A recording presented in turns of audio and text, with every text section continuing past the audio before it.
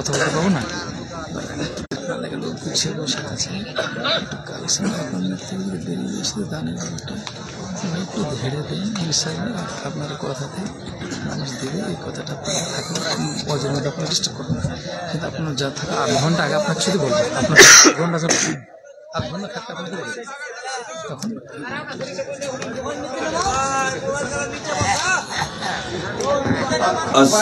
নিচে বসে না, মোবাইল কার নিচে করে দাও, নিচে করে দাও।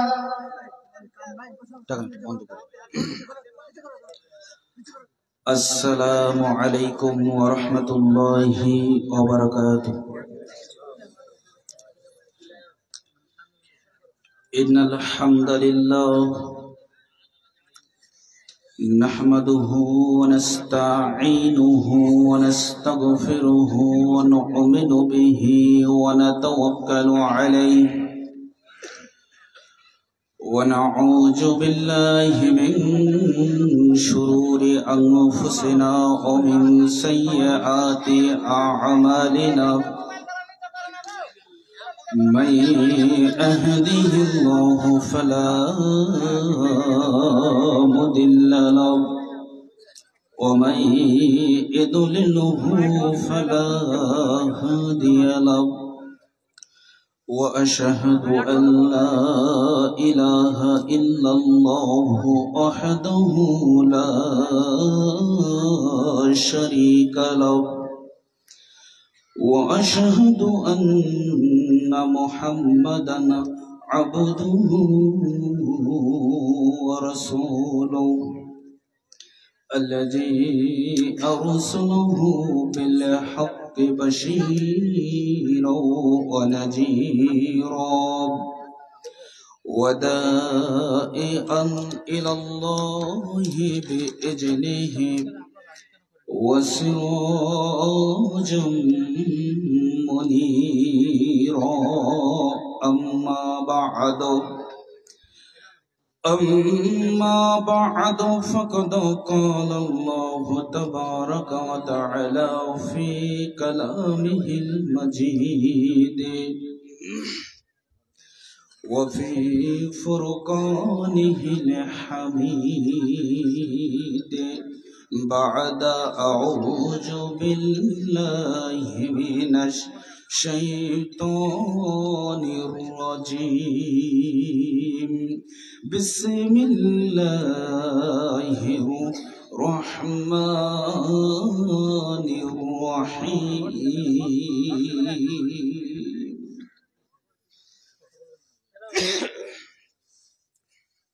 يا أيها الذين آمنوا قوا أنفسكم وأهليكم نارا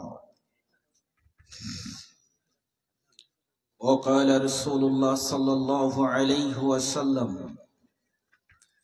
استنبوا السبع الموبقات وما هن يا رسول الله صلى الله عليه وسلم قال الشرك بالله والسحر وقتل النفس التي حرم الله إلا بالحق وأكل مال اليتيم وأكل الربا والتولي يوم الزحف وقذف المحسنة المؤمنة الغافلة إلى آخر الحديث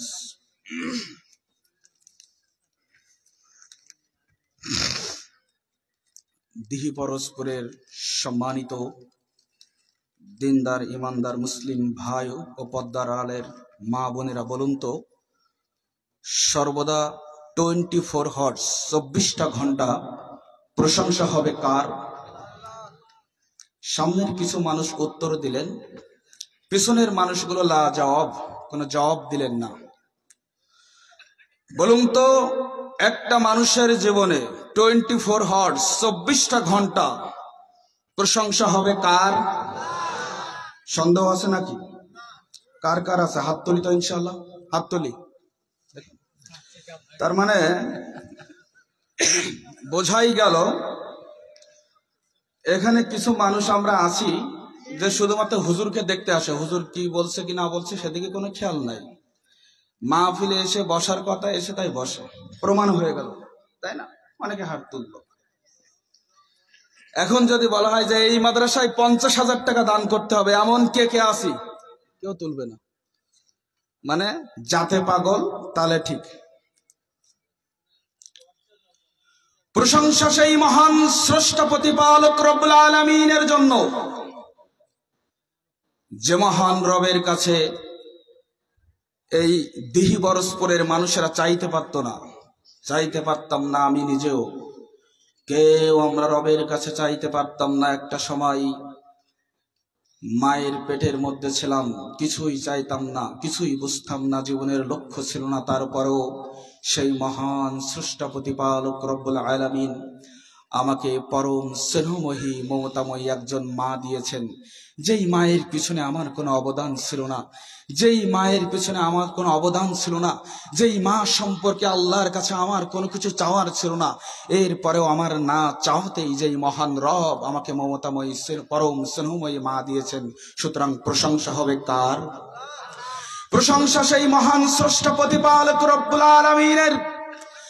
আরে আমি যখন ছোট ছিলাম, মায়ের পেটে ছিলাম, চাইতে পারতাম না ওই রবের কাছে, যে রবের সাথে আমার কোনো পরিচয় ছিল না। এরপর ওই মহান রব আমাকে ভালোবেসে আমাকে দিয়েছেন বটবৃক্ষের ছায়ার মতো একজন বাবা, যেই বাবা তার জীবনের সমস্ত পরিশ্রমকে, যেই বাবা তার জীবনের সমস্ত অর্জনকে শুধুমাত্র আপনার আমার জন্য রেখে গিয়েছেন, যেই বাবার জমিতে এখনো পর্যন্ত আপনি বসবাস করেন, যেই বাবার জমিতে এখনো পর্যন্ত আপনি ফসল ফলান, যেই বাবার কষ্ট অর্জিত অর্থ এখনো পর্যন্ত আপনার ব্যাংকে রয়েছে, এমন একজন বাবা না চাওয়াতে আল্লাহ সুবহানাহু ওয়া তাআলা আপনাকে আমাকে দিয়েছেন।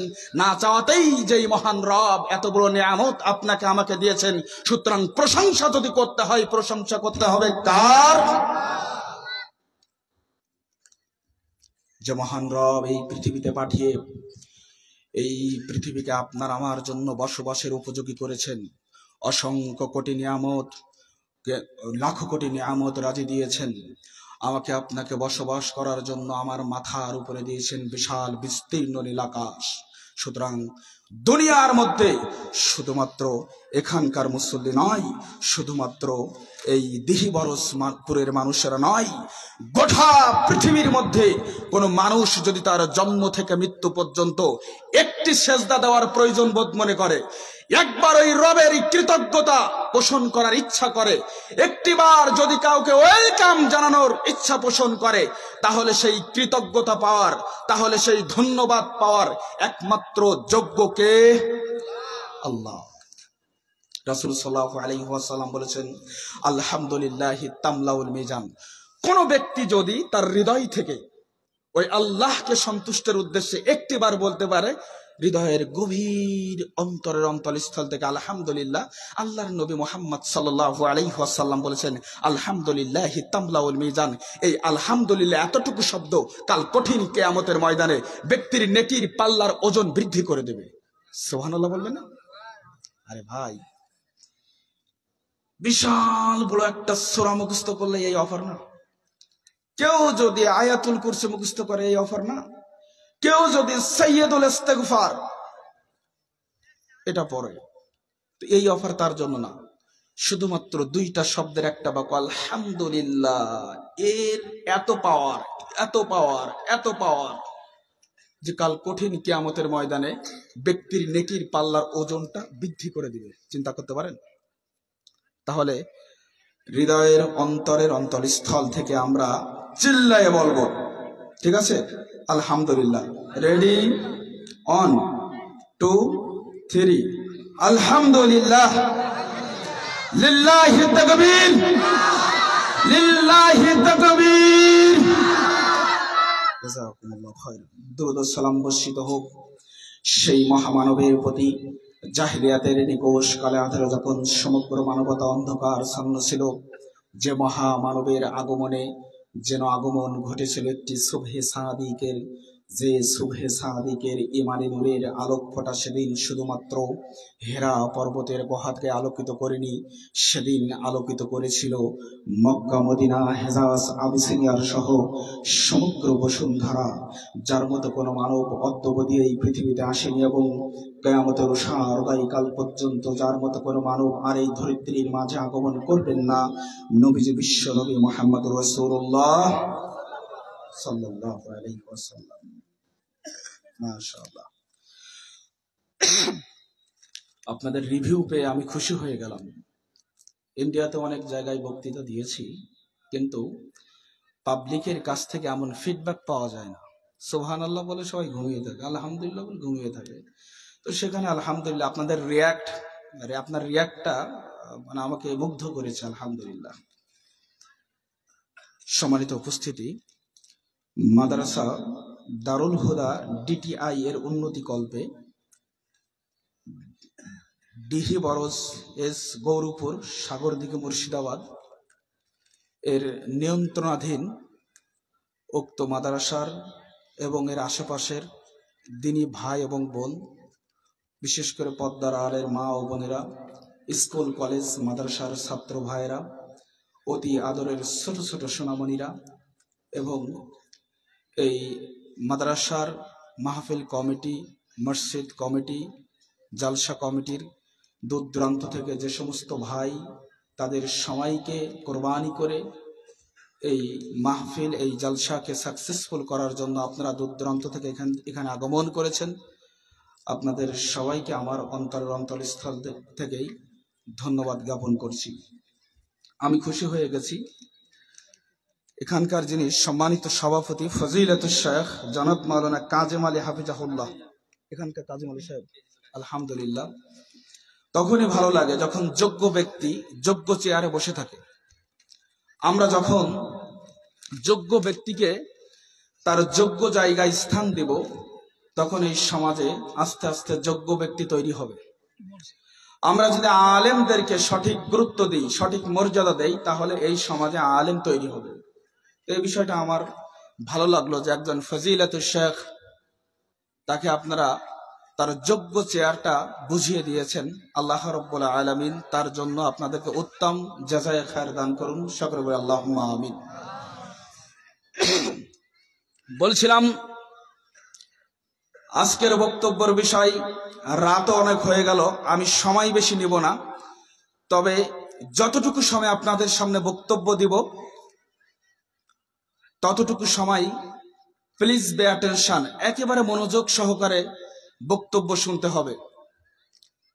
সম্মানিত ভাইয়েরা, আজকের বক্তব্যের বিষয় সামাজিক এবং ধর্মীয় জাহেলিয়াত। সামাজিক এবং ধর্মীয় জাহেলিয়াত, সামাজিক জাহেলিয়াত, এ ব্যাপারে অনেক আলেম, এ ব্যাপারে অনেক শেখরা বক্তব্য দেন। আমাদের অন্য অন্য ঘরানার দিনী ভাইয়েরাও বক্তব্য দিয়ে থাকেন। কিন্তু আমরা যখন ধর্মীয় জাহেলিয়াত নিয়ে কথা বলি, তখন আমাদের অনেক ভাই আছেন বলে যে ধর্মের মধ্যে আবার জাহেলিয়াত আছে নাকি? আরে ধর্মের মধ্যে আবার ভুল আছে নাকি? বলেটা কি?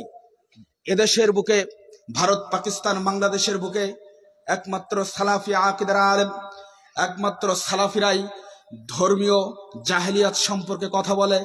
অন্য কোনো ঘরানার, অন্য কোনো ব্লগের মানুষ ধর্মীয় জাহেলিয়াত নিয়ে কথা বলে না। ধর্মীয় জাহেলিয়াত নিয়ে আমাদের সঠিক ধারণা না থাকার কারণে আমাদের জাহেলিয়াত বিস্তার করেছে আজকে পরিবার জীবনে, জাহেলিয়াত বিস্তার করেছে সামাজিক জীবনে, জাহেলিয়াত বিস্তার করেছে আমাদের রাজনৈতিক জীবনে, জাহেলিয়াত বিস্তার করেছে আমাদের অর্থনৈতিক জীবনে, জাহেলিয়াত বিস্তার করেছে আমাদের আন্তর্জাতিক জীবনে। শুধুমাত্র ধর্মীয় জাহেলিয়াত সম্পর্কে আমাদের সঠিক ধর্মীয় জ্ঞান না থাকার কারণে, বলছিলাম এদেশের বুকে সালাফি আকীদার আলেমরা একমাত্র ধর্মীয় জাহেলিয়াত নিয়ে কথা বলে। এটা নিয়ে আবার অনেকেই মস্কারি টিটকারিও করে। শোনো, ইসলাম তো ছিল একমাত্র সৌদি আরবে, ইসলামের জন্ম হয়েছিল সৌদি আরবে, ওখান থেকে ইসলাম ঢুকেছে ইরাকে, ইরাক থেকে ঢুকেছে ইরানে, ইরানের শিয়া মতাদর্শে মিশ্রিত হয়ে ওই ইসলাম ঢুকেছে আফগানিস্তানে, আফগানিস্তান থেকে সুফিবাদ তন্ত্রে মিশ্রিত হয়ে ওই ইসলাম ঢুকেছে পাকিস্তান, ভারত, বাংলাদেশে। সুতরাং এই সৌদি আরবের ধর্ম শিয়া এবং সুফিবাদ তন্ত্রে মিশ্রিত হওয়ার কারণেই এই সালাত, সৌদি আরবের সালাত ঘুরে ঘুরে আস্তে আস্তে বাংলাদেশে হয়ে গেছে নামাজ। সৌদি আরবের জাহান্নাম শব্দটি ঘুরে ঘুরে এসে এই দেশে এসে হয়ে গেছে, জাহান্নামটা হয়ে গেছে দোজক, আর ভেস্ত নামটা হয়ে গেছে এদেশে এসে কি, জান্নাত নামটা কি হয়ে গেছে, ভেস্ত। আর এই রোজা তো রোজাই ছিল, সাউম তো সাউম ছিল, সাউমের কোনো ক্যাটাগরি ছিল না, এটা ছিল এসএম, এটা ছিল বিশিষ্ট, কিন্তু এই সাউমটা এদেশে এসে হয়ে গেল রোজা। সুতরাং প্রত্যেকটা জিনিসের মধ্যে পরিবর্তন এসেছে। সুতরাং যেই জিনিসের বিশেষ্য নামের মধ্যে পরিবর্তন এসেছে, তাহলে ওই বিষয়ের ভিতরেও পরিবর্তন হয়ে গেছে। সুতরাং ধর্মীয় জাহেলিয়াত আছে আমাদের সমাজে, সামাজিক জাহেলিয়াত আছে। আজকে আমরা দেখি সামাজিক জাহেলিয়াতে পরিপূর্ণ আমাদের সমাজ। সমাজ আজকে ইসলামী সমাজ নেই, সমাজে আজকে ইসলামের আলো নেই। রাসূল সাল্লাল্লাহু আলাইহি ওয়াসাল্লাম বলেছেন, বাইনা দাস সাআতি আইয়ামুল হারজ, এমন একটা যুগ আসবে সেই যুগটা হবে হত্যার যুগ। এমন একটা যুগ আসবে সেই যুগটা হবে হত্যার যুগ। ইয়াজিলু ফিহাল ইলমু ওয়া ইজহারু ফিহাল জাহালু, সেই যুগে ইলমটাকে উঠিয়ে নেওয়া হবে এবং জাহেলিয়াত বিস্তৃত করা হবে। সেই যুগে ইলমটা উঠে যাবে এবং জাহেলিয়াত বিস্তৃত হয়ে যাবে। এমন একটা যুগ আসবে সেই যুগটা হবে হত্যার যুগ। আজকে আমরা যদি আমাদের সমাজের দিকে তাকাই, তাহলে সেই যুগেই আমরা এসেছি। আল্লাহর নবী মুহাম্মদ সাল্লাল্লাহু আলাইহি ওয়াসাল্লাম এখান থেকে ১৫০০ বছর পূর্বে যেই ভবিষ্যৎবাণী করে গিয়েছেন যে এমন একটা যুগ আসবে হত্যার যুগ। কিছুদিন আগে দেখেছেন আপনারা বাংলাদেশের বুকে রাজনৈতিক ইস্যুকে কেন্দ্র করে ট্রেনের মধ্যে আগুন দেওয়া হয়েছে, এটা দেখেননি?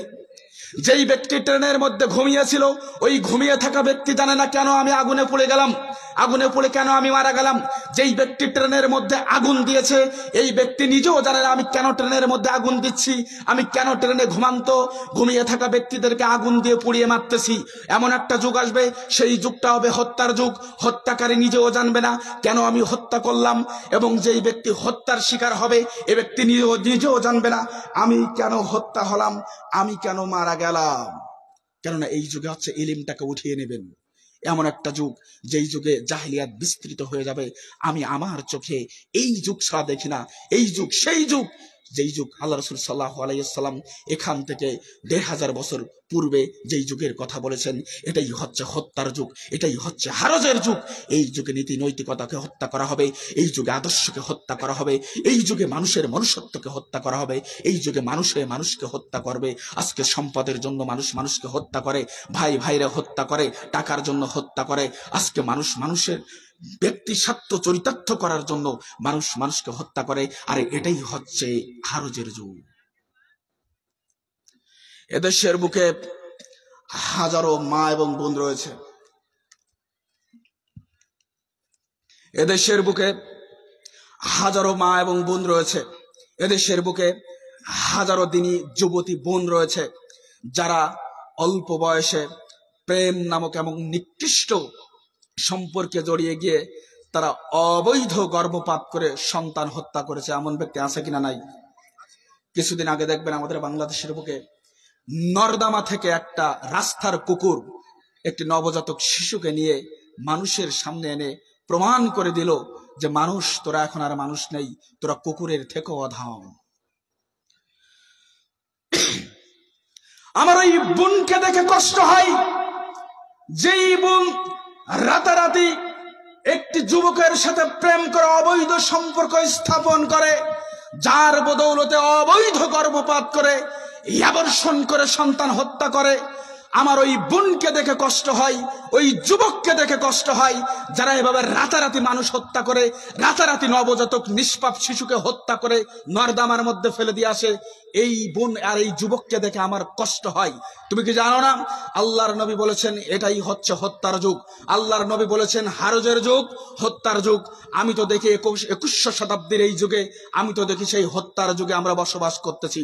শোনো, আল্লাহর নবী মুহাম্মদ সাল্লাল্লাহু আলাইহি ওয়াসাল্লামকে আল্লাহ বলেছেন, পৃথিবীর মানুষ ওয়ামাই ইয়াকতুল মুমিনাম মুতাআম্মিদান ফাজাজাউহু জাহান্নাম। আপনি সম্পদের জন্য আপনার ভাইকে হত্যা করতে পারবেন না, রাজনৈতিক ক্ষমতা লাভের জন্য আপনার ভাইকে আপনি হত্যা করতে পারবেন না, মারামারি করে আপনি ভাইকে হত্যা করতে পারবেন না, অবৈধ সম্পর্ক করে নবজাতক শিশুকে হত্যা করে টয়লেটের মধ্যে ফেলে দিতে পারবেন না, অবৈধ সম্পর্কের উপরে ভিত্তি করে নবজাতক শিশুকে আপনি অ্যাবর্শন করতে পারবেন না, অবৈধ সম্পর্কের উপরে ভিত্তি করে নবজাতক শিশুকে আপনি নর্দমার মধ্যে ফেলে রাখতে পারবেন না। শোনো, মুহাম্মদ সাল্লাল্লাহু আলাইহি ওয়াসাল্লামকে আল্লাহ জানাচ্ছেন, কেউ যদি কোনো মুমিন ব্যক্তিকে হত্যা করে, কেউ যদি কোনো নিরপরাধ ব্যক্তিকে হত্যা করে, ফাজাজাউ জাহান্নাম, তাহলে তার থাকার জায়গা হচ্ছে জাহান্নাম। কোথায়? জাহান্নাম। নবজাতক মানে দেখো, এনি হর্নার যে কোনো ব্লকের নবজাতককে হত্যা করার এই পারমিট ইসলাম দেয় না। তুমি হিন্দু, বৌদ্ধ, খ্রিস্টান, মারাঠি, চীন যেই জাতি হও না কেন, মানুষ হত্যার এই পারমিট ইসলাম দেয় না। দেখো, মহান আল্লাহ বলেন, কেউ যদি কোনো মানুষকে হত্যা করে, হতে পারে সেটা নবজাতক, হতে পারে সেটা অ্যাবর্শন করে, হতে পারে সেটা দলীয় করন্দলে, হতে পারে সেটা ক্ষমতার লোভে, হতে পারে সেটা ভাই ভাই সম্পদের লোভে, কেউ যদি কাউকে হত্যা করে, ওয়ামাইয়াকতুল মুমিনাম মুতাআম্মিদান ফাজাজাউহু জাহান্নাম, তার থাকার জায়গা হচ্ছে জাহান্নাম, খালিদান ফিহা, সে সেখানে চিরস্থায়ী ভাবে থাকবে। ওয়া গাজিবাল্লাহু আলাইহি, আল্লাহ তার উপরে রাগান্বিত, ওয়া লাআনাহু, আল্লাহর লানত তার উপরে, আল্লাহর অভিশাপ তার উপরে। ভালো করে বোঝার চেষ্টা করেন। ওয়াদালাহু আযাবান আজিমা, আল্লাহ কঠিন শাস্তি প্রয়োগ করবেন তার উপরে। কেউ যদি কাউকে হত্যা করে তাহলে তার জন্য রয়েছে 5টি শাস্তি। বলুন কয়টি? 1, ফাজাজাউহু জাহান্নাম, সে কোথায় ঢুকবে? ফাজাজাউহু জাহান্নাম, তার থাকার জায়গা জাহান্নাম। খালিদান ফিহা, সে চিরস্থায়ী জাহান্নামী। ও গাজিবাল্লাহু আলাইহি, আল্লাহর রাগ, আল্লাহর ক্রোধ তার উপরে। ওয়া লাআনাহু, আল্লাহর লানত, আল্লাহর অভিশাপ তার উপরে। আল্লাহু আকবার। ওয়া আদালাহু আযাবান আযীমা, এবং আল্লাহ কঠিন শাস্তি তার উপরে প্রয়োগ করবে। কেউ যদি কাউকে হত্যা করে তার থাকার জায়গা হচ্ছে জাহান্নাম। বোন, আমি তোমাকে বলি, তুমি অবৈধ প্রেম করে জিনা ব্যভিচারে লিপ্ত হয়ে যেই সন্তানকে নরদমায় ফেলে দিয়েছো, এই সন্তান তোমার জাহান্নামের কারণ হবে। ওই ট্রেনে থাকা ঘুমান্ত ব্যক্তির গায়ে তুমি যে আগুন দিয়েছো, ওই ঘুমিয়ে থাকা মরে যাওয়া ব্যক্তিটি কাল কঠিন কিয়ামতের ময়দানে আল্লাহর কাছে সুপারিশ করবেন, আল্লাহর কাছে জবাবদিহি চাইবেন, তোমার কাছে আল্লাহর মাধ্যমে আল্লাহর কাছে বিচার দিবেন যে আমার কি অপরাধ ছিল, আমাকে কেন ট্রেনের মধ্যে, আমি তো যাত্রী ছিলাম, অসহায় নিরুপায় ছিলাম, নির্দোষ ছিলাম, আমাকে কেন গায়ে আগুন দিয়ে পুড়িয়ে দেওয়া হলো। ওই নর্দমার মধ্যে ফেলে থাকা পচা গলা ছোট্ট শিশুটি, নবজাতকটি সেদিন এই এভারগ্রিন চেহারা, সজীবতা ফিরে পাবে, সেদিন তার দৈহিক কাঠামো অবকাঠামো ফিরে পাবে, সেদিন সে আল্লাহর কাছে আল্লাহর মাধ্যমে আপনার কাছে জবাবদিহি করবে যে কেন আমাকে সেদিন হত্যা করা হয়েছিল। তুমি জবাব দিতে পারবে না। আল্লাহ বলছেন ফাজাজাউ জাহান্নাম, তোর থাকার জায়গা জাহান্নাম। আমি আল্লাহ আজীবন তোর উপরে আমি রাগান্বিত। ওয়া লাআনাহু, তোর উপরে আমার রাগ, তোর উপরে আমার ক্রোধ, তোর উপরে আমার অভিশাপ। আমি আপনাকে বলি, সুতরাং মানুষ হত্যা করে পৃথিবীতে আপনি জান্নাত পাওয়ার আশা করিয়েন না। মানুষ হত্যা করে আপনি ঈমান টিকিয়ে রাখতে পারবেন না। রাসূল সাল্লাল্লাহু আলাইহি ওয়াসাল্লাম বলেছেন, ইস্তানিবুস সাবআল মুবিকাত, পৃথিবীতে 7টি ঈমান বিধ্বংসী বিষয়। আল্লাহ রাসূল সাল্লাল্লাহু আলাইহি ওয়াসাল্লাম বলছেন, 1, আশশিরকু বিল্লাহ, মানুষ শিরক করবে। 2, ওয়াসসিহরু, মানুষ জাদু করবে। 3, ওয়াকাতলুন নাফসিল্লাতী হারামাল্লাহু ইল্লা বিল হক, মানুষ জেনে বুঝে অবৈধভাবে মানুষকে হত্যা করবে। আজকে যেন আমরা সে হত্যার যুগে বসবাস করতেছি। প্রিয় ভাই আমার, বলছিলাম সামাজিক জাহেলিয়াত। এদেশের আহলে হাদিসের মানুষেরা আজ পর্যন্ত সামাজিক জাহেলিয়াতটি বোঝে না। এদেশের বুকে মানুষেরা ধর্মীয় জাহেলিয়াত সম্পর্কে বোঝে না। আমি যখন গাড়ি নিয়ে আসলাম, অধিকাংশ যুবকদেরকে দেখলাম তারা টাকনোর নিচে কাপড় ঝুলিয়ে তারা অহরহ ঘুরে বেড়াচ্ছে, অথচ টাকনোর নিচে কাপড় ঝুলিয়ে পড়ে স্পষ্টভাবে হারাম। আল্লাহর রাসূল সাল্লাল্লাহু আলাইহি ওয়াসাল্লাম বলেছেন, সালাসাতুল্লাহ ইকাল্লিহুমুল্লাহু ইয়াউমাল কিয়ামাহ, কাল কঠিন কিয়ামতের ময়দানে 3 শ্রেণীর ব্যক্তির সাথে আল্লাহ কথা বলবেন না। ওয়ালা ইয়ানজুরু ইলাইহিম, আল্লাহ তাদের দিকে তাকাবেন না। ওয়ালা ইউযাক্কিহিম, আল্লাহ তাদের পাপ ক্ষমা করবেন না। ওয়ালা হুম আযাবুন আলিম, আল্লাহ তাদের কঠিন শাস্তি প্রয়োগ করতে থাকবেন। হাদিস বড় কত কঠিন। আপনি আহলে হাদিস পরিচয় দেন, আরে আপনার সন্তান এখনো পর্যন্ত টাকনোর নিচে কাপড় ঝুলিয়ে পড়ে।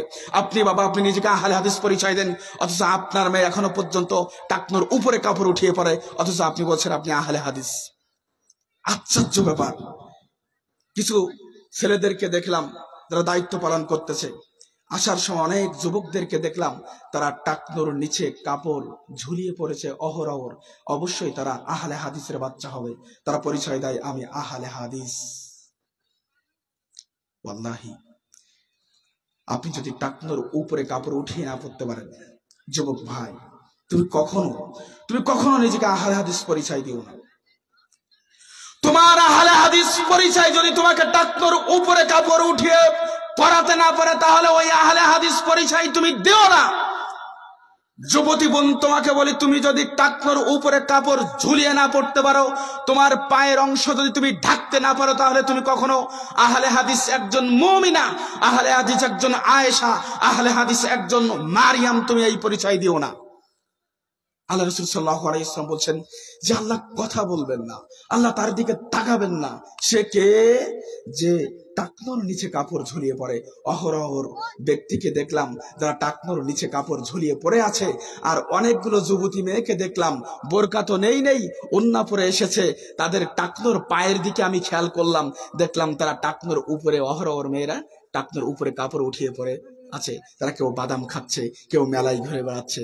এটাই হচ্ছে আহলে হাদিসের ঘরের সন্তান। আচ্ছা বাবার হাসি লাগে, এরা আমার আহলে হাদিস। অনেক আহলে হাদিস ভাই বলে যে আমার একটা মেয়ে, 3টা ছেলে, একটু দোয়া করবেন। কারোর মুখে নেই তো দাঁড়ি। আবার ওদের ভিতরে সবই দেখলাম যে বিদেশি সংস্কৃতি দ্বারাই তারা পরিপুষ্ট। ওদের মধ্যে ইসলামের কোনো আদর্শ নেই, ওদের মধ্যে নবী মুহাম্মদ সাল্লাল্লাহু আলাইহি ওয়াসাল্লামের কোনো আদর্শ নেই। ওরা আবার আহলে হাদিস। শোনো, তুমি তোমার সন্তানকে আব্বু বলে চুমু খাও, তাই না? আমরা আমাদের সন্তানকে আব্বু বলে চুমু খাই, আমরা আমাদের মেয়েকে আম্মু বলে চুমু খাই। অথচ আব্দুল্লাহ ইবনে আব্বাস রাদিয়াল্লাহু তাআলা আনহু বলছেন, চমৎকার হাদিস দেখেন, লানা রাসূলুল্লাহ সাল্লাল্লাহু আলাইহি ওয়াসাল্লাম, আল্লাহর রাসূল সাল্লাল্লাহু আলাইহি ওয়াসাল্লাম অভিশাপ দিয়েছেন। আল্লাহ রাসূল সাল্লাল্লাহু আলাইহি ওয়াসাল্লাম লানত করেছেন আল মুকান্নাসিনা মিনার রিজালি, ওই পুরুষকে, ওই যুবককে, যেই পুরুষ হয়েও নারীর ভঙ্গিমা অনুসরণ করে। নারীরা টাকনোর উপরে কাপড় উঠিয়ে পড়ে, নারীরা টাকনোর নিচে কাপড় ঝুলিয়ে পড়ে, সেই পুরুষও টাকনোর নিচে কাপড় ঝুলিয়ে পড়ে। নারীরা যেটা করে ওই পুরুষ সেটা করে, নারীরা যেভাবে চলে ওই পুরুষ সেইভাবে চলে। আল্লাহর নবী মুহাম্মদ সাল্লাল্লাহু আলাইহি ওয়াসাল্লামের অভিশাপ আপনার সন্তানের উপরে। আপনি বলছেন আমার মেয়েটা খুবই ভালো, আমার মেয়েটা বিয়ে অনার্স করেছে, মেয়ের প্রতি ভীষণ টান আর মহব্বত আপনার।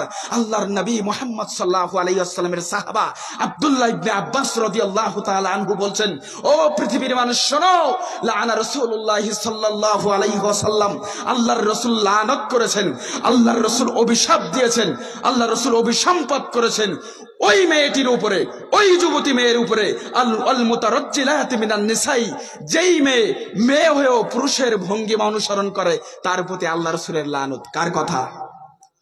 মুহাম্মদ সাল্লাল্লাহু আলাইহি ওয়াসাল্লামের উপরে। আপনার সন্তানের উপরে আল্লাহর রাসূলের লানত, আপনার মেয়ের উপরে আল্লাহর রাসূলের লানত, আপনি নিজেও বোঝেন না। আস্তাগফিরুল্লাহ, চিন্তা করুন তো।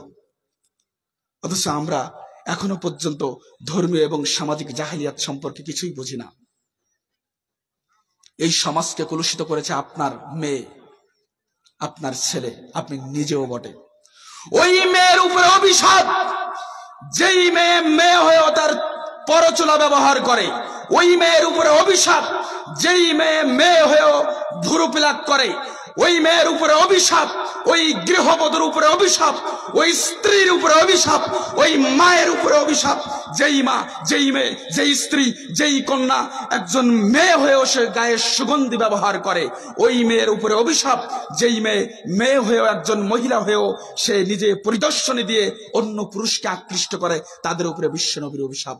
আপনি আপনার মেয়েকে নিয়ে সন্তুষ্ট, আপনি আপনার কন্যাকে নিয়ে সন্তুষ্ট, অথচ আপনি আপনার স্ত্রীকে নিয়ে সন্তুষ্ট, অথচ আল্লাহ রাসূল সাল্লাল্লাহু আলাইহি ওয়াসাল্লামের অভিশাপ তার উপরে 24 ঘন্টা।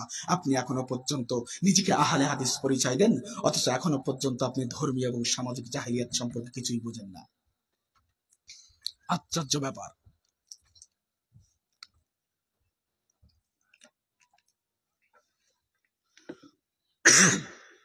দিহি বরসপুরের হাজারো এমন মানুষ রয়েছে যারা আমরা এখনো ইসলাম বুঝি না। আরে আপনি কি মনে করছেন আহলে হাদিস নাম দিয়েই আপনি পার পেয়ে যাবেন? প্রকৃতপক্ষে এখানে যদি আহলে হাদিস খোঁজা হয়, তাহলে আমি একটা দেখেন দেখেন আমি একটা উদাহরণ দিচ্ছি। আচ্ছা, আজকে ফজরের সালাত আদায় করেছি কে কে? হাত তুলি তো ইনশাল্লাহ। তো ফজরের সালাত যারা যারা আদায় করেছি গুটি কয়েক 10-15 জন হবে, এদের মুসলমানিত্বটা টিকে আছে, বুঝতে পারছেন? এবার এই নামাজ কাজ হচ্ছে কি না হচ্ছে এটা যদি আপনি বিশ্লেষণ করতে চান, যে হালাল খেয়ে ফজরের নামাজ পড়ে কয়জন, তখন হাতের সংখ্যা কমে যাবে অলরেডি। কারণ আপনাদের এই অঞ্চলে কি বিড়ি আছে নাকি শেখ? বিড়ি আছে না? হ্যাঁ, কমে যাবে। হারাম খেয়ে ইবাদত কবুল হবে না। আপনি যেই বাপের বেটা হন না কেন, আমাকে এখন মেরে ফেলান এখানে, আপনি উঠে এসে এখানে আমাকে মেরে ফেলাই বলেন যে না বিড়ি হালাল হবে না। তো এই বিড়ি খেয়ে, বিড়ির ব্যবসা করে, বিড়ি প্রোডাকশন দিয়ে, বিড়ি এক্সপোর্ট করে, ইম্পোর্ট করে, এই টাকা দিয়ে খাবার খেয়ে ইবাদত কবুল হবে না। প্রমাণ চাইলে প্রমাণ সামনে আসতেছে ইনশাআল্লাহ। বলছিলাম বিশ্বনবী মুহাম্মদ সাল্লাল্লাহু আলাইহি ওয়াসাল্লাম দ্বিতীয় নম্বরে বললেন, ওয়াল মান্নানু, যারা দান করে খোটা দেয় আল্লাহ তাদের সাথে কথা বলবে না। এই দিহিবরজ মাদ্রাসায় আপনি 1 লক্ষ টাকা দান করেছেন, কিছুদিন পরে এই দিহিবরজ মাদ্রাসার কমিটির সাথে গন্ডগোল হলো, আপনার পদটা বঞ্চিত হয়ে গেলেন। আপনি পদ থেকে বঞ্চিত হওয়ার পরে এরপরে আপনি বললেন যে এই দিহিবরজ মাদ্রাসায় আমি 1 লক্ষ টাকা দান করেছি, এই মাদ্রাসায় আমি 2 লক্ষ টাকা দান করেছি, 50 বস্তা সিমেন্ট দিয়েছি। এই যে দান করে আবার রিভিউ দিলেন, আল্লাহ রাসূল সাল্লাল্লাহু আলাইহি ওয়াসাল্লাম বলছেন, যারা দান করে খোটা দেয়, যারা দান করে রিভিউ দেয়, যারা দান করে মানুষকে বলে বেড়ায়, এই ব্যক্তির সাথে আল্লাহ সুবহানাহু ওয়া তাআলা কাল কঠিন কিয়ামতের ময়দানে কথা বলবেন না। এমন হাজী সাহেব আছে কিনা? নাই, আছে না? মসজিদে টাইলস দেয়, মসজিদের মিনার করে দেয়, মসজিদে মোজাহিদ করে দেয়।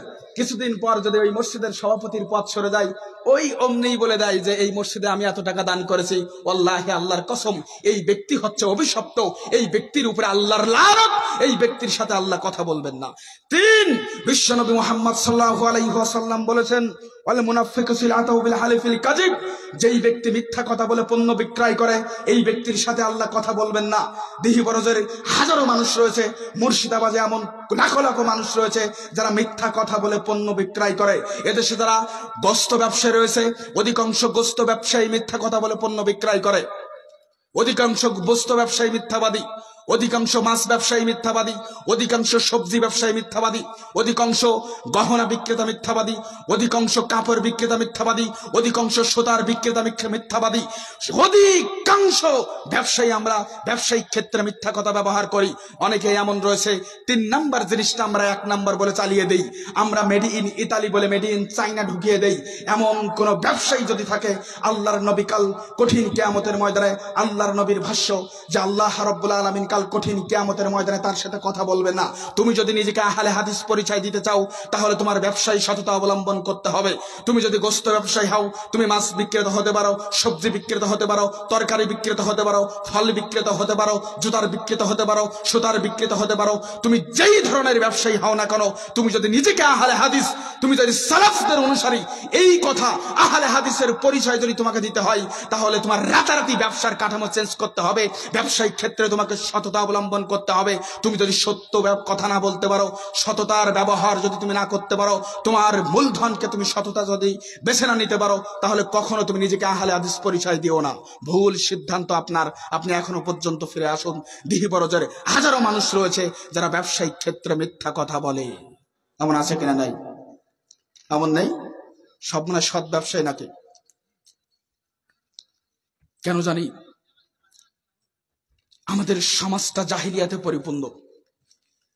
আশ্চর্য ব্যাপার, আসলাম 4 চাকা নিয়ে চলে আসলাম, দেখলাম নারী পুরুষ মেয়ে ছোট বড় সবাই একসাথে, কেউ কাউর হাত ধরে চলছে, কেউ এরকি মারতেছে। কোনো জায়গায় দেখলাম 2টা ছেলে 3টা মেয়ে দাঁড়িয়ে গল্প করতেছে, কোথাও দেখলাম মানে এত একটা জালসা কেন্দ্রে এখানে যে মানুষগুলো রয়েছে তার 10 গুণ মানুষ মানে ওখানে রয়েছে, রাস্তায় রয়েছে।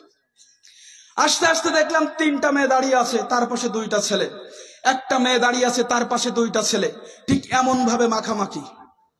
আমি জানি না রাস্তায় যদি এত মাখামাখি হয়, তাহলে না জানি ঘরের ভিতরে কত মাখামাখি। আল্লাহ পাকই ভালো জানে। আপনার ছেলে আপনার কাছে ভালো, আপনার মেয়ে আপনার কাছে ভালো, আপনার মেয়ে আপনাকে বললো আমি একটু যাচ্ছি বাদাম কিনতে, তো আপনার কোনো আপত্তি নেই, না আমার মেয়ে তো আমার কাছে ভালো, আমি আমার মেয়ের চারিত্রিক বৈশিষ্ট্য সম্পর্কে জানি, তো আপনার মেয়ে যে বাজারে গেল আপনার কোনো আপত্তি নেই। অথচ আল্লাহ রসুলের ভাষায় আপনি একজন দায়ুস, আপনি জান্নাতে যাবেন না। দেখেন এই হাদিসটা একটু মিলান।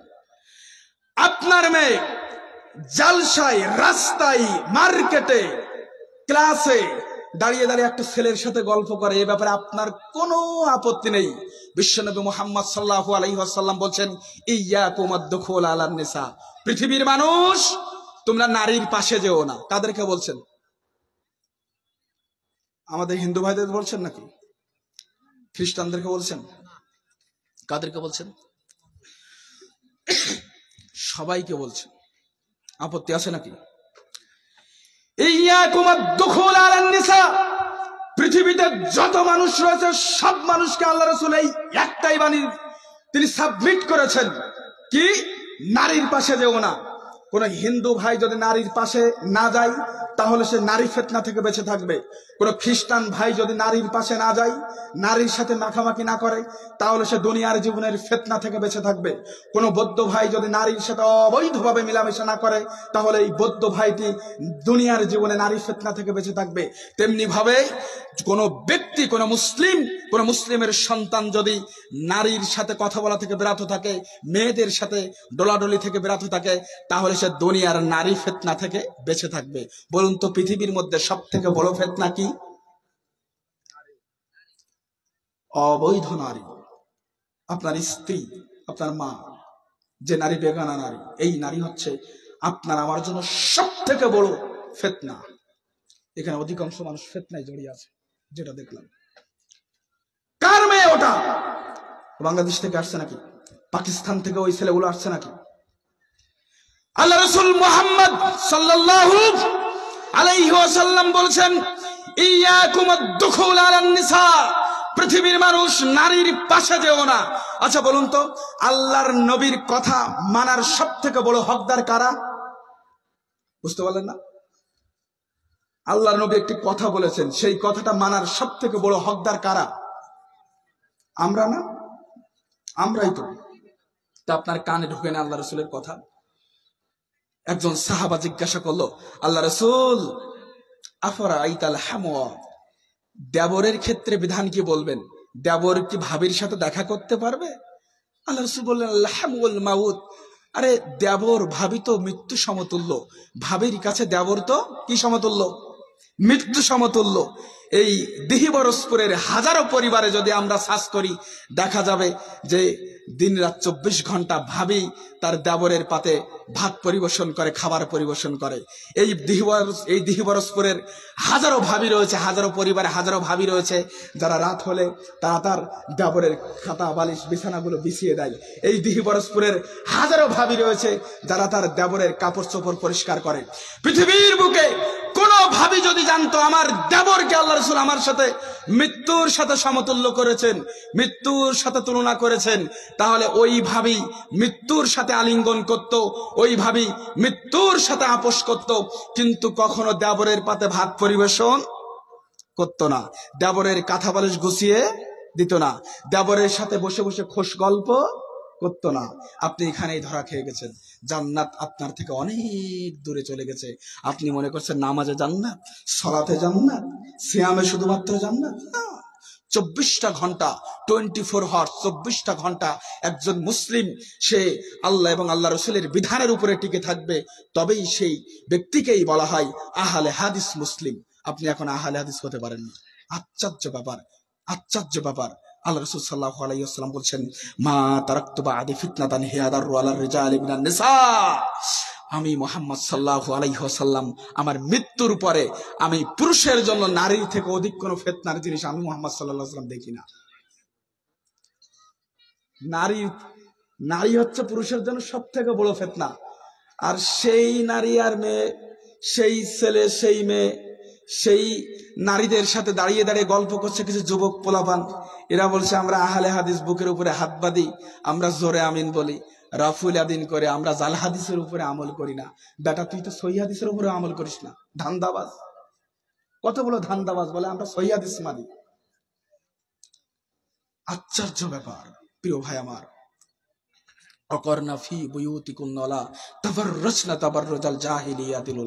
পৃথিবীর মানুষ মুহাম্মদ সাল্লাল্লাহু আলাইহি ওয়াসাল্লামকে আল্লাহ বলছেন তোমার স্ত্রীরা যেন অন্দর মহলে অন্তঃপুরিকার মধ্যে অবস্থান করে, প্রদর্শনী দিয়ে যেন বাহিরে বের না হয়। আর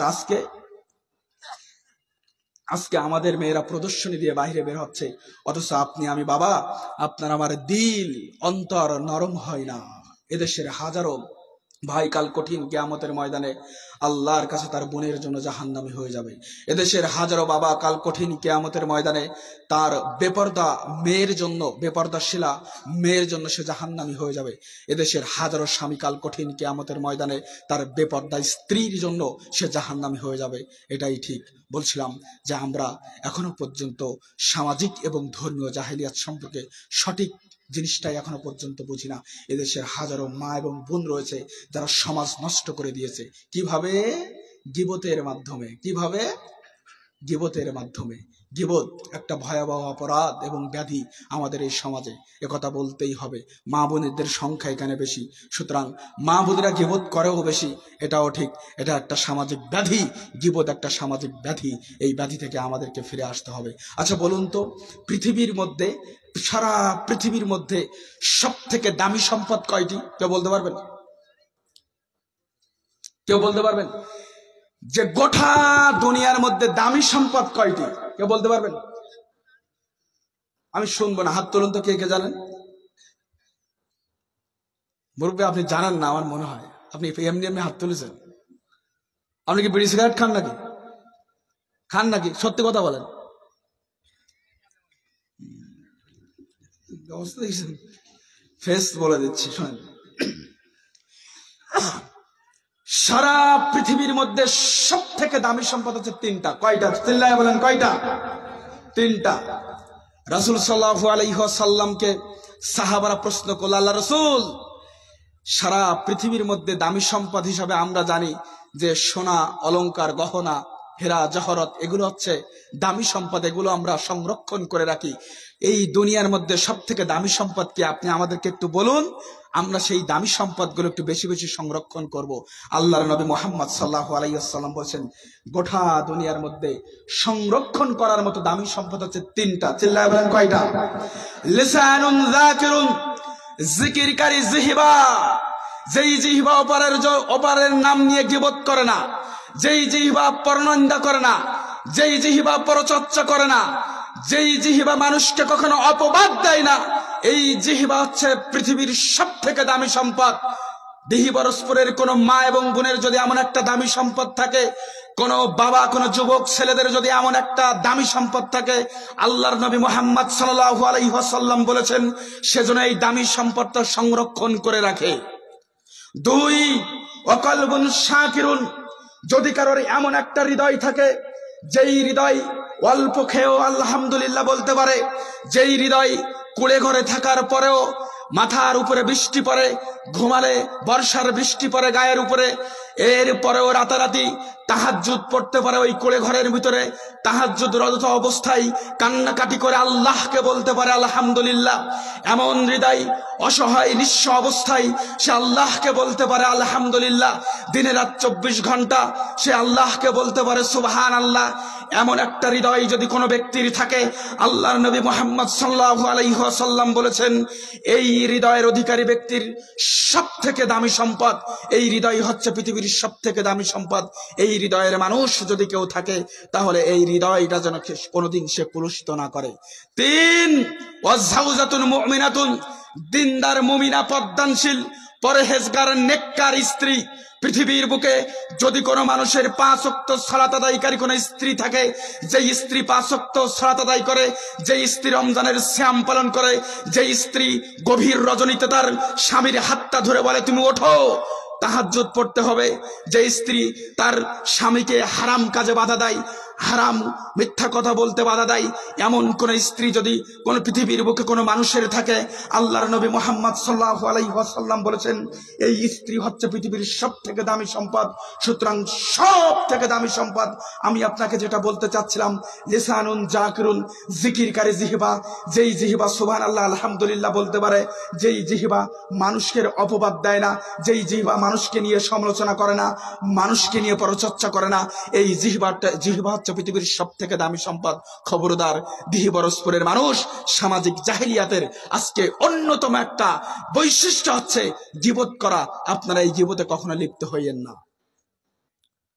আশ্চর্য ব্যাপার, আজকে সামাজিক জাহেলিয়াতের এই সমাজ সামাজিক জাহেলিয়াতের আগ্রাসনে আজকে গ্রাস করে ফেলেছে।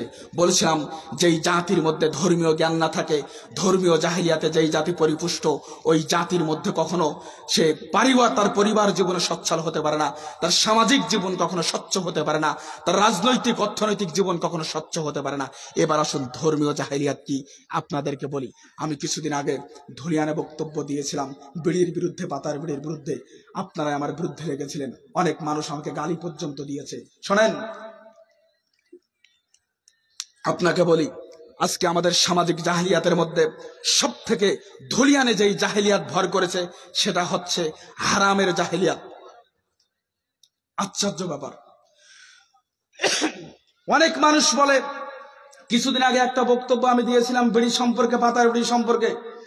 অনেকে আমাকে কমেন্টস বক্সে গালি দিয়েছে, বলে হুজুর তোর বাপ খেতে দেবে, তোর বাপ তাহলে একটা চাকরি দিক, তাহলে তুই আমাদের খাওয়া। বিড়ি কি হারাম এ কথা কি কোরআনে লেখা আছে, হাদিসের মধ্যে লেখা আছে? প্রিয় ভাই, আপনার জন্য আমার আফসোস হয়, আপনি আহলুল হাদিসের বাচ্চা। আমি চাই না আপনি আমার দিনী ভাই, আপনি আমার এই বাহুর মতো, আপনি আমার একটা চোখের মতো, আপনি আমার হৃদয়, আমার হার্ট। আপনি কষ্ট পেলে আমিও কষ্ট পাই, আপনার ব্যথা লাগলে আমিও সেই ব্যথায় ব্যথাতুর হই। আমি চাই না আপনি এই হারাম উপার্জন করেন, হারামের মধ্যে ডুবে থাকেন। আমি চাই না মৃত্যুর পরে আপনি জাহান্নামী হয়ে যান।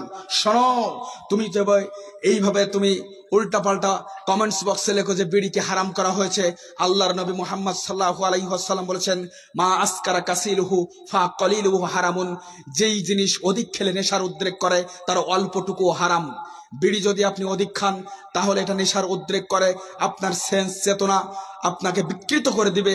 তো সেক্ষেত্রে এই বিড়ি হচ্ছে হারাম। পৃথিবীতে জর্দা পর্যন্ত হারাম। জর্দাও হারাম কেন? আমার যেই ফ্ল্যাটে আমি থাকি, ওই ফ্ল্যাটের পাশে স্বামী স্ত্রী দুইজন মারামারি গন্ডগোল করে স্ত্রী 2 গ্লাস পানির সাথে জর্দা গুলে খেয়ে অজ্ঞান হয়ে পড়ে গেছে। তো আল্লাহর নবী বললেন যেই জিনিস অধিক খেলে হারাম, সেই জিনিস অধিক খেলে নেশার উদ্রেক করে, ক্ষতির কারণ, সেই জিনিস অল্পটুকু হারাম। তাহলে এবার আপনি আমাকে বলুন যে জর্দা পাতা এটা হালাল নাকি হারাম? আজ পর্যন্ত কোনো ডাক্তার বলেছে যে তুমি প্রত্যেকদিন সকালে উঠে প্রত্যেকদিন সন্ধ্যায় তুমি 1 গ্লাস পানির সাথে একটু করে জর্দা খেও, বা একটু পানের সাথে 2 গ্রাম করে জর্দা খেও? কেউ লিখেছে নাকি কোনো ডাক্তার? তাহলে যেই জিনিসের মধ্যে ক্ষতি রয়েছে ওই জিনিসটাই। সূরা বাকারার 219 নম্বর আয়াতের মধ্যে আল্লাহর নবী মুহাম্মদ সাল্লাল্লাহু আলাইহি ওয়াসাল্লামকে আল্লাহ বলছেন, ও মুহাম্মদ সাল্লাল্লাহু আলাইহি ওয়াসাল্লাম, ইয়াসআলুনাকা আনিল খামরি ওয়াল মাইসির, মানুষেরা তোমাকে জিজ্ঞাসা করে মদ এবং জুয়া সম্পর্কে। কুল ফীহিমা ইসমুন কাবীরু ওয়া মানাফিউ লিন-নাস ওয়া ইসমুহুমা আকবারু মিন নাফইহিমা, তুমি বলো যে এই মদ এবং জুয়ার মধ্যে মানুষের জন্য উপকার রয়েছে, তো উপকার যতটুকু রয়েছে তার থেকে দ্বিগুণ দ্বিগুণ কোটি গুণ ক্ষতি পাপের মধ্যে লুকায়িত আছে। সুতরাং বোঝা গেল যেই জিনিসের মধ্যে লাভের থেকে উপকারের থেকে এই হিউম্যান বডিতে ক্ষতি রয়েছে ওই জিনিসটাই হচ্ছে মুসলিম নয়, টোটাল মানব জাতির জন্য হারাম, মুসলিম উম্মার জন্য হারাম। সুতরাং বিড়ি হচ্ছে স্পষ্টভাবে হারাম। এই হারাম উপার্জন করে যারা বাঁধে, যারা এটা প্রস্তুত করে, যারা এটা এক্সপোর্ট করে, যারা এটা ইম্পোর্ট করে, যারা এটা বিক্রয় করে, যারা এটা কেনে, যারা এটার বিরুদ্ধে মদত দেয়, এর প্রত্যেকটা মানুষ কাল কঠিন কিয়ামতের ময়দানে জবাবদিহিতার সম্মুখীন হবে।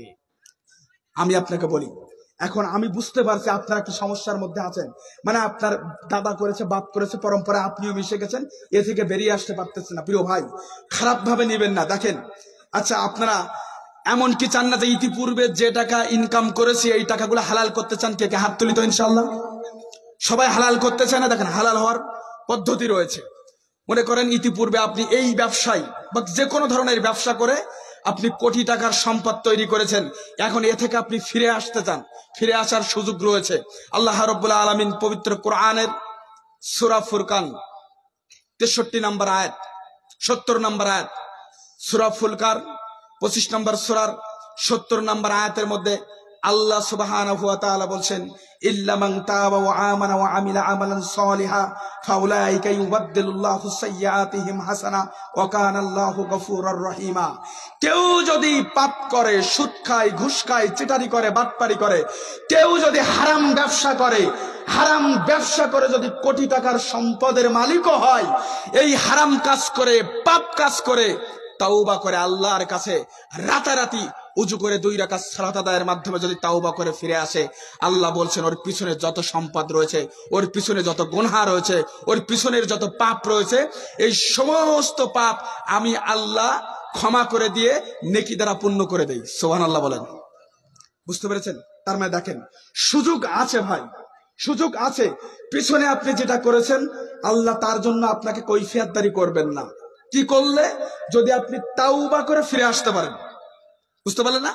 তাহলে তাওবা করে ফিরে আসতে আপনার কি সমস্যা? রাতারাতি আপনি তাওবা করে ফিরে আসেন, রাতারাতি আপনাকে তাওবা করে ফিরে আসতে হবে যে আমি এই হারামের সাথে আর মিশবো না, হারাম খাবো না, পিছনের যত সম্পদ রয়েছে সব হালাল হয়ে যাবে ইনশাআল্লাহ। একটু দান করবেন, দান করে সেটাকে হালাল করার চেষ্টা করবেন। শোনো, দুনিয়ার বুকে, শুধুমাত্র পৃথিবীর বুকে যারা হারাম উপার্জন করে, পৃথিবীর বুকে যারা হারাম দিয়ে তাদের পাকস্থলী পূর্ণ করে, দুনিয়ার বুকে যেই সমস্ত মানুষ যারা হারাম দিয়ে তাদের পাকস্থলী পূর্ণ করে, এই পাকস্থলী নিয়ে 40 দিন পর্যন্ত তার ইবাদত কবুল হবে না। দুনিয়ার বুকে যত বালাখোর রয়েছে, যত জর্দাখোর রয়েছে, যত পাতাখোর রয়েছে, যত তামাকখোর রয়েছে, যত বিড়ি সিগারেট খোর রয়েছে, যত হিরোইন খোর, যত ফেন্সি খোর, যত গাঁজাখোর, যত মদখোর, যত হারামখোর রয়েছে, এই একটিও হারামখোরের ইবাদত আল্লাহ কবুল করবেন না। বিশ্বনবী মুহাম্মদ সাল্লাল্লাহু আলাইহি ওয়াসাল্লাম বলেছেন, সালাসাতুন কদ হারামাল্লাহু আলাইহিমুল জান্নাহ। কাল কঠিন কিয়ামতের ময়দানে আল্লাহ রাব্বুল আলামিন 3 শ্রেণীর ব্যক্তিকে জান্নাতে দিবেন না। কাল কঠিন কিয়ামতের ময়দানে আল্লাহ রাব্বুল আলামিন 3 শ্রেণীর ব্যক্তিকে জান্নাতে দিবেন না, জান্নাতে যাবেই না। কদ হারামাল্লাহু আলাইহিমুল জান্নাহ, হারাম তাদের উপরে জান্নাত। তারা কারা? আল মুদমিনুল খারাম, যারা নেশাদার দ্রব্য পান করে। সুতরাং নেশাদার দ্রব্য যারা পান করে, যারা এটা বিক্রয় করে, যারা এটার ক্রেতা বিক্রেতা, যারা এক্সপোর্ট করে, যারা ইম্পোর্ট করে, যারা এটা বাঁধে, যারা এটার বিরুদ্ধে, যারা এটার পক্ষে মদদ দেয়, আল্লাহর নবীর ভাষায় এরা কেউ জান্নাতে প্রবেশ করবে না। বুঝতে পারেনি? হালাল বলার, আমাকে এখানে মেরে ফেললো, এটা হালাল করার কোনো সুযোগ নেই। আহলে হাদিস তো তাই, যারা পৃথিবীর বুকে কোন বাতিল ফেরকার সাথে আপোষ করে না। আহলে হাদিস তো তারাই যারা কোন হারামের সাথে আপোষ করে না, যারা কোন অবৈধ পন্থার সাথে আপোষ করে না, যারা কোন অবৈধ ব্যবসার সাথে আপোষ করে না, তারাই হচ্ছে পৃথিবীর বুকে আহলে হাদিস। ইফ অল পিপল সাপোর্ট, পৃথিবীর সমস্ত জনগণ, if all people of the world, পৃথিবীর সমস্ত মানুষ যদি সাপোর্ট হালালকে সাপোর্ট করে, we will not support it. আমরা এটাকে সাপোর্ট করতে পারি না, বাট আমরা হচ্ছে আহলুল হাদিস। বুঝতে পারেনি? if all peoples of the world support হারাম, পৃথিবীর সব মানুষ যদি একত্রিত হয়ে হারামকে সাপোর্ট করে, we will not support it. আমরা আহলে হাদিসের বাচ্চারা এটাকে কখনো সাপোর্ট করতে পারে না।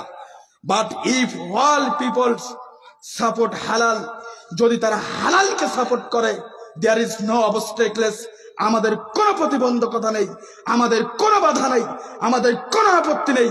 আমরাও হালাল সাপোর্ট করি, কেননা আমরা বিশ্বনবী মুহাম্মদ সাল্লাল্লাহু আলাইহি ওয়াসাল্লামের উম্মত, আমরা নবীর পরবর্তী যুগের সালফে সালেহিনদের অনুসারী। আমাদের হালালের সাথে আপোষ করতে কোনো বাধা নেই, গর্দান চলে যাবে, তারপরও আমাদের মাধ্যমে হারাম কোনো কিছু করাতে এবং হওয়াতে এটা কখনো ইম্পসিবল, কখনোই সম্ভব নয়। প্রিয় ভাই আমার, সুতরাং বলছিলাম ধর্মীয় জাহিলিয়াত আছে, ধর্মীয় জাহিলিয়াত আছে। এদেশের শুধুমাত্র এই দিহিবরস্কুলের মানুষ নয়, এদেশের হাজারো মানুষ যারা সালাফে আকীদার নাম নিয়ে ধর্মীয় জাহিলিয়াতের মধ্যে যারা নিমজ্জিত, এই ধর্মীয় জ্ঞান আমাদেরকে অর্জন করতে হবে ইনশাআল্লাহ। বলছিলাম যে ধর্মীয় জাহিলিয়াত কি? শোনো, এখনো পর্যন্ত এই আহলে হাদিস মানুষের কাছে যদি খোঁজা হয়, এখনো যদি সার্চ করা হয়, তাহলে এখানে অজস্র মা এবং বোন এবং যুবক ভাইদের এই বাহুতে তাবিজ পাওয়া যাবে, অজস্র মা এবং বোন ভাই এবং ছোট ছোট বাচ্চাদের কোমরে তাবিজ পাওয়া যাবে, তাদের গলায় তাবিজ পাওয়া যাবে। এটাই হচ্ছে ধর্মীয় জাহিলিয়াত। ধর্মীয় জাহিলিয়াতের চূড়ান্ত সীমা হচ্ছে শিরিক করা। এখানে মানে শিরিক করে না কেউ, না শিরিক করে না কেউ। আমরা আহলে হাদিস শিরিক তো আমরা করিনি। পৃথিবীতে সব থেকে বড় পাপ কি? আপত্তি আছে নাকি?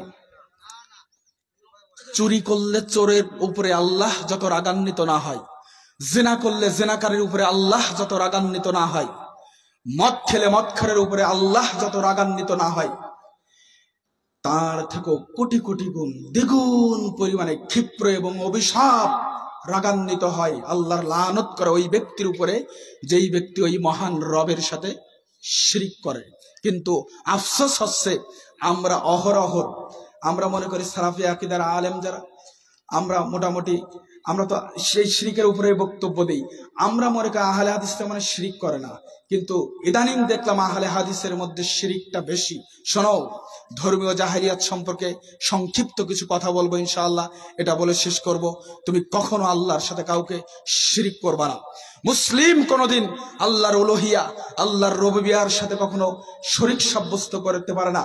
আল্লাহর গুণের সাথে কখনো কোন ব্যক্তির সিফাতকে মূল্যায়ন করছে মানে তুলনা করতে পারে না।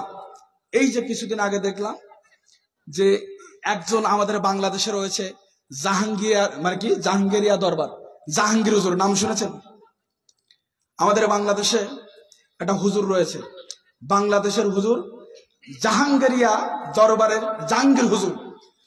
সে ওই মাজারের সামনে গিয়ে বলছে, আবাজান এই কিছু ছেলে পোলাপান আসছে, তোমার তাদের পরীক্ষা আগামীকালকে, একটু তারা যেন কামিয়াব হতে পারে, একটু দোয়া করে দিও তাদের জন্য। মৃত ব্যক্তির কবরের কাছে গিয়ে বলছে, বাজান তুমি তাদের জন্য একটু দোয়া করে দিও। নাউজুবিল্লাহ বলেন।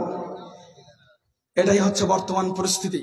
তো শিরিক, এই শিরিক নামক পাপের সাথে কখনো আপোষ করবেন না। কোন আহলে হাদিসের বাচ্চারা কখনো শিরিক করে না। শোনো, শিরিক সংক্ষিপ্ত ভাবে শায়েখ চলে এসেছে, আমি বক্তব্য ছেড়ে দেবো ইনশাআল্লাহ, শায়েখকে বসিয়ে রেখে বক্তব্য দিব না। শোনো, শিরিক কাকে বলে? আকাশের দিকে এখনো পর্যন্ত তাকিয়ে হাজারো মা বোনেরা কসম কাটে, আকাশের দিকে তাকাই বলতেছি ওয়াল্লাহি এই কাজ আমি করেছিলাম, আকাশের দিকে তাকিয়ে বলতেছি এই কাজ আমি করিনি। আকাশের দিকে তাকিয়ে কোনো ব্যক্তি যদি কসম খায় তাহলে সেটা হবে শিরিক। নিজের চোখ ছুঁয়ে কসম খাওয়া শিরিক, নিজের মাথায় হাত রেখে কসম খাওয়া শিরিক, নিজের বুক ছুঁয়ে কসম খাওয়া শিরিক, মাটিতে হাত রেখে কসম খাওয়া শিরিক, মরা কাঠের গায়ে হাত রেখে কসম খাওয়া শিরিক, মসজিদের উপরে উঠে কসম খাওয়া শিরিক, কোরআন শরীফ ছুঁয়ে কসম খাওয়া শিরিক, এভাবেই পীরের দরবারে কোনো কিছু মানত করা শিরিক, পীরের নামে কসম কাটা শিরিক, কোন বুজুর্গানে দিনের নামে কসম কাটা শিরিক, গায়রুল্লাহর নামে কোনো কিছু জবাই করে, এগুলো হচ্ছে শিরিক। পৃথিবীতে এই ধরনের যত কর্মকাণ্ড রয়েছে এর সবই হচ্ছে শিরিক। শোনো, দিহিবরজের মানুষের একটা গুরুত্বপূর্ণ ইম্পর্টেন্ট একটা হাদিস শুনিয়ে যাই। তুমি যদি শিরিক না করো আর তোমার জীবনে যদি কোনো কবিরা গুনাহ না থাকে, তাহলে আল্লাহ তোমাকে 100% ক্ষমা করে তোমাকে বুকে টেনে নিয়ে তোমাকে জান্নাতে দেবে ইনশাআল্লাহ। সব রাসূল সাল্লাল্লাহু আলাইহি ওয়াসাল্লাম বলেছেন, ইয়া ইবনে আদম, হে আদম সন্তান, ইন্নাকা মা দাউতানি ওয়া রাজাউতানি, তুমি যতদিন আমাকে ডাকবে, আমার কাছে ক্ষমা পাওয়ার আশা রাখবে, গাফারতু লাকা আলা মা কানা মিনকা ওয়া লা উবালি, আমি ততদিন পর্যন্ত তোমাকে ক্ষমা করব। ক্ষমার ব্যাপারে আমি আল্লাহ কাউকে পরোয়া করি না। আল্লাহ যদি আপনার জিনার পাপ ক্ষমা করে দেয়, আল্লাহ যদি আপনার ঘুষের পাপ ক্ষমা করে দেয়, আল্লাহ যদি আপনার গোটা জিন্দেগির সগীরা এবং কবিরা গুনাহকে ক্ষমা করে দেয়, আল্লাহর কারোর কাছে জবাবদিহি করা লাগে না। আল্লাহ বলেছেন, হে ইবনে আদম, হে আদম সন্তান, তুমি শোনো, লাউ বালাগাত যুনুবুকা আনানাস সামাই, তোমার পাপ যদি আসমান সমপরিমাণ হয়, সুম্মা লাকিতানি লা তুশরিক বিহি শাইয়া, আল্লাহ বলছেন, বিশ্বনবী বলছেন, তোমার পাপ যদি আসমান সমপরিমাণ হয়, সেই আসমান সমপরিমাণ পাপ আমি তোমার ক্ষমা করে দেব। ক্ষমার ব্যাপারে আমি আল্লাহ কাউকে পরোয়া করি না। ইবনে আদম, ইন্নাকা মা দাউতানি ওয়া রাজাউতানি, ইবনে আদম, হে আদম সন্তান, তোমার পাপ যদি পৃথিবী পরিমাণ হয়, সুম্মা লাকিতানি লা তুশরিক বিহি শাইয়া, এবং তুমি যদি আমার সাথে কাউকে শরীক সাব্যস্ত না করো, শিরিক না করো, লা আতাইতুকা বিকুরাবি মাগফিরা, তাহলে আমি পৃথিবী পরিমাণ পাপ, আমি পৃথিবী পরিমাণ ক্ষমা নিয়ে আমি আল্লাহ তোমার দরবারে হাজির হব। বুঝতে পারেনি? এই পৃথিবী কত বড় এখনো পর্যন্ত বিজ্ঞান আবিষ্কার করতে পারেনি। এই পৃথিবীর গভীরতা কত দূর এখনো পর্যন্ত বিজ্ঞান আবিষ্কার করতে পারেনি। রাশিয়ান সরকার 1912 সালে এই পৃথিবীকে ড্রিল করেছিল, রাশিয়ান সরকার এই পৃথিবীর গভীরতা মাপতে পারেনি। এই পৃথিবীর মানুষ জানে না এই প্রথম আসমানের দূরত্ব কতটুকু। এখনো পর্যন্ত এই পৃথিবী এত বড় যে কিছু কিছু জায়গায় এখনো পর্যন্ত মানুষ পৌঁছাতে পারেনি। আমেরিকার একটা জায়গা আছে, একটা হচ্ছে ফ্লোরিডা এবং বারমুডা। এই বারমুডা এবং ফ্লোরিডার মধ্যবর্তী একটা জায়গা আছে বারমুডা ট্রায়াঙ্গেল, এখানে এখনো পর্যন্ত বিজ্ঞান আবিষ্কার করতে পারেনি। মারিয়ানা ট্রান্স নামে একটা কুয়া রয়েছে, ওই কুয়া এখনো পর্যন্ত বিজ্ঞান পৌঁছাতে পারেনি। তো এই পৃথিবী কত বড় এখনো পর্যন্ত মানুষ জানে না, অথচ আল্লাহ বলছেন তুমি যদি আমার সাথে শিরিক না করো, লা আতাইতুকা বিকুরাবি মাগফিরা, তাহলে আমি পৃথিবী পরিমাণ ক্ষমা নিয়ে বান্দা তোর কাছে হাজির হব, তুই যদি আমার সাথে কাউকে কি না করিস, শিরিক না করিস। সুতরাং শায়েখ চলে এসেছেন, আমি একটি কথা বলবো যে কখনো আপনি সামাজিক যে জাহেলিয়াতের আগ্রাসন আজকে আমাদের সমাজে গ্রাস করেছে, আল্লাহ রাসূলের আদর্শ বাস্তবায়ন করার চেষ্টা করুন। সমাজ জীবন হবে আলোকিত। কখনো ধর্মীয় জাহেলিয়াতের সাথে আপোষ করবেন না, দলিল ভিত্তিক কথা মেনে নেবেন। সহিহ আকীদার যে সমস্ত শায়েখরা রয়েছেন তাদের বক্তব্য শুনবেন, যেন আপনার মধ্যে ধর্মীয় অনুভূতির মধ্যে যেন কোনো মানুষের মন গড়া মতবাদ যেন প্রবেশ করতে না পারে, এটার পাহারাদার হয়ে যান। আল্লাহ আমাদের জন্য কবুল করে, আল্লাহুম্মা আমিন। শায়েখ আমাকে বলছিলেন যে আপনি একটু বলবেন যে মানুষ যেন একটু দান করে, সদকা করে। আপনারা এখানে দানবীর মানুষ, আপনারা সদকা করেন। আপনাদের এই সদকার মানসিকতা না থাকলে, দানবীর না হলে এখানে কিন্তু এত বড় মাদ্রাসা প্রতিষ্ঠা হয়নি। বুঝতেই পারলাম যে আপনার বাপদাদা পূর্বপুরুষরা দানবীর ছিলেন, আপনারা দানবীরের সন্তান, কেননা তারা এই প্রতিষ্ঠান তৈরি করে গেছেন, আপনারা এটা পরিচালনা করতেছেন। মনে কিছু করিয়েন না, আজকে আমার গলাটা বসে গেছে, বক্তব্য দিতে খুবই কষ্ট হচ্ছে, মনে কিছু নিয়েন না। আমি এই অসুস্থ মানুষ, মুসাফির মানুষ, আপনাদেরকে একটি হাদিস শোনাই। পিছনে শায়েখ বসে আছে, আমি সময় দেব না, মাত্র 2 মিনিট কথা বলবো। হাদিসে আছে যে কেউ যদি দান মানে শেফা, দান মানে দলিল।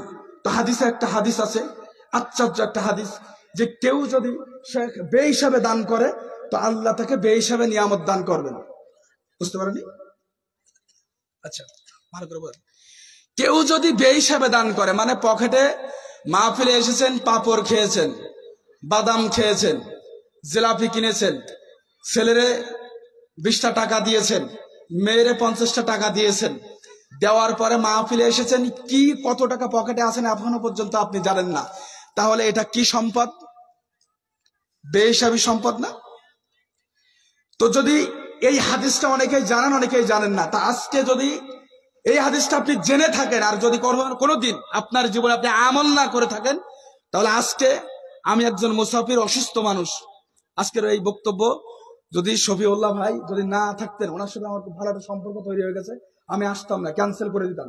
আগামীতে আমার এখনো প্রোগ্রাম আছে, তো এখন যদি এই গলাটা নষ্ট হয়ে যায়, আমি আর সামনে 5টা প্রোগ্রাম করতে পারবো না। শুধু ভালোবাসা, স্নেহ, মমতা, শ্রদ্ধার জায়গা থেকে এই প্রোগ্রামে আসা, এরকম একটা প্রোগ্রাম না করলেও কিন্তু আমাদের কিছু হবে না।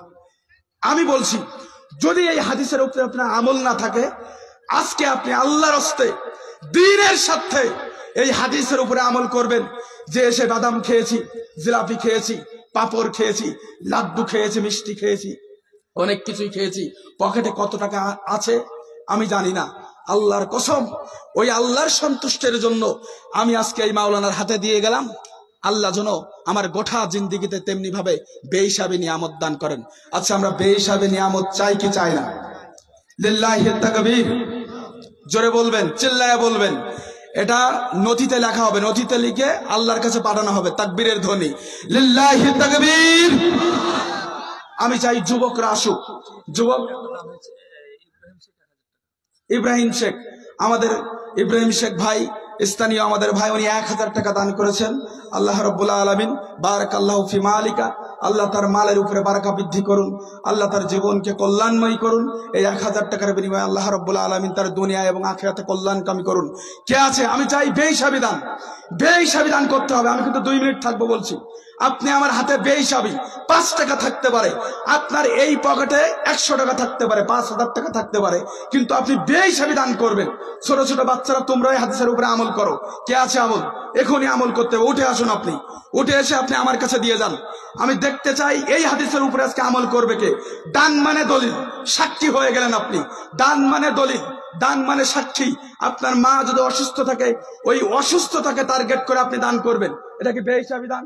বেহিসাবি দান। দেখেন এই 500 টাকা ওনার কাছে আছে, উনি নিজেও জানতেন না, আমি বলে দিলাম, তবে আপনারা গুনবেন না, কেউ গুনে দেবেন না। বেহিসাবি দান, বেহিসাবি দান করবেন। সুবহানাল্লাহ, বেহিসাবি দান করতে হবে।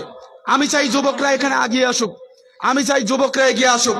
আপনার সন্তান যদি থাকে, অসুস্থ যদি থাকে, আপনার মা যদি মারা যায়, বাবা যদি মারা যায়, সুবহানাল্লাহ, অনেক টাকা, অনেক টাকা বেহিসাবি দান করবেন। আমি চাই এই হাদিসের উপরে আজকে আপনার আমল হয়ে যাবে। আমি কালেকশনই বক্তা না, আমি আমার লাইফে কখনো কালেকশন করি না। শুধু শায়েখ বললেন মাদ্রাসার কাঠামো অবকাঠামো আমার পছন্দ হলো, আমি চাই আপনি বেহিসাবি দান করবেন। এই নিয়তে যে আল্লাহ মানুষের দেখানোর জন্য না, আমি বেহিসাবে দান করতেছি, আল্লাহ আমি বেহিসাবে নিয়ামত নেওয়ার জন্য। আমি চাই আপনি বেহিসাবে দান করুন। বেহিসাবে করতে হবে, কেউ গুনে আনবেন না, বেহিসাবে দান করবেন। আমি চাই আপনি বেহিসাবে দান করুন, বেহিসাবে দান করুন। আমি চাই এই হাদিসের উপরে আমল হয়ে যাক। সুবহানাল্লাহ। এই দেখেন 1 2, আপনার দেখেন, এই দেখেন সব 500 টাকার নোট, এই বেহিসাবে দান করছেন। আপনার অন্তর কেন বক্র? আপনার হৃদয়ে কেন তালাবদ্ধ? আপনার অন্তর কেন কাঁদে না? আপনার অন্তর কি পুষ হয়ে গেছে নাকি? আপনার রক্ত কি পুষ হয়ে গেছে? আপনার রক্ত কি পানি হয়ে গেছে? আপনি কেন বেহিসাবে দান করবেন না? আমি চাই এখানে যারা আছে তারা সব বেহিসাবে দান করুক। আমি চাই এখানে যারা আছে তারা বেহিসাবে দান করবে। আল্লাহ রাব্বুল আলামিন, হে রব, হে আমাদের প্রতিপালক, তোমার জন্য, শুধুমাত্র তোমার জন্য যারা পকেটটা উজাড় করে, হয়তো বা আজকে আপনার বাড়ি হেঁটে যেতে হতে পারে, বন্ধুর কাছ থেকে হাওলাত করে ধার করে আপনি হেঁটে বাড়ি যাবেন, তারপরেও বেহিসাবি নিয়ামত, এটা এই নিয়ামত থেকে আপনি বঞ্চিত হবেন না। বেহিসাবে আপনাকে দান করতে হবে। মুরব্বী চাচা, আমি জানি আপনার পকেটে 5 টাকা আছে, লজ্জার কোনো কারণ নেই। ওই 5 টাকা এই দিহিবরজ মাদ্রাসায় আপনাকে দান করতে হবে। আপনি বেহিসাবে দান করুন। জীবনে কোনো হাদিসের উপরে, অনেক হাদিসের উপরে আপনি আমল করেছেন, আজকে আপনাকে এই হাদিসের উপরে আমল করতে হবে। বেহিসাবে দান করুন। আমার পরবর্তীতে শায়েখ রয়েছেন, উনি বসে আছেন, উনার হাতেও আপনারা বেহিসাবে দান করবেন। আমি অসুস্থ মানুষ, মুসাফির মানুষ, আমার হাত আল্লাহকে বরকতময়ী করুন। আমি আপনাদের জন্য দোয়া করে যাব। আল্লাহ রাব্বুল আলামিন আপনাদেরকে কবুল করুন। যেই বেহিসাবে, যেই সম্পদ, যেই হালাল সম্পদ আপনারা আল্লাহর রাস্তায় কুরবানি করলেন, আল্লাহ রাব্বুল আলামিন তার জন্য আপনাদেরকে বেহিসাবে নিয়ামত দান করুন, আপনাদের সুস্থতা দান করুন। আপনাদের যাদের সন্তান আল্লাহ যারা অসুস্থ রয়েছে, আল্লাহ তাদের সুস্থতা দান করুন। যেই সমস্ত মা এবং বোন যারা অসুস্থ রয়েছেন, আল্লাহ তাদের সুস্থতা দান করুন। যেই সমস্ত ভাইরা নতুন ব্যবসায় নেমেছেন, টার্গেট রয়েছে ব্যবসায় কিছু ইমপ্রুভ করবেন, আল্লাহ রাব্বুল আলামিন তাদের ব্যবসায় উন্নতি দান করুন। আল্লাহ রাব্বুল আলামিন তাদের পারিবারিক জীবনে যত ফিতনা রয়েছে, দুনিয়ার জিন্দেগিতে যত ফিতনা রয়েছে, আল্লাহ রাব্বুল আলামিন সমস্ত ফিতনা থেকে তাদেরকে বাঁচিয়ে দিন। আল্লাহুম্মা আমিন। আল্লাহুম্মা সাল্লি আলাইহি, আল্লাহুম্মা বারিক আলাইহি। আল্লাহ কবুল করুন। সম্মানিত প্রিয় ভাই, 2000 টাকা আল্লাহ কবুল করুন। আল্লাহুম্মা সাল্লি আলাইহি, আল্লাহুম্মা বারিক আলাইহি। প্রিয় ভাই, আপনারা দান করবেন। আবার নেক্সট টাইমে আবার শায়েখ আসতেছেন, তার হাতেও দান করবেন ইনশাআল্লাহ। এই বলে আজকের বক্তব্য আমি এখান থেকে বিদায় নিচ্ছি। যেই বিষয়ের উপরে আলোচনা করলাম, সামাজিক এবং ধর্মীয় জাহেলিয়াত, এই বিষয়ের উপরে যতগুলো কথা হয়েছে, আমাদের হৃদয় আল্লাহ রাব্বুল আলামিন যতগুলো কথা গেঁথে দিয়েছেন, প্রত্যেকটি কথার উপরে আমরা যেন আমল করতে পারি, প্রত্যেকটি কথা যেন আমরা প্রচার করতে পারি। আল্লাহ রাব্বুল আলামিন আমাদের সেই তৌফিক দান করুন। সকলে আল্লাহুম্মা আমিন। আমাদের গোটা জীবনের পরিশ্রমকে আল্লাহ রাব্বুল আলামিন জান্নাতের পাথেয় হিসাবে কবুল করুন। আল্লাহুম্মা আমিন। আকুলু কাওলি হাযা ওয়াস্তাগফিরুল্লাহ লি ওয়া লাকুম। ওয়াসসালামু আলাইকুম ওয়া রাহমাতুল্লাহি ওয়া বারাকাতুহু।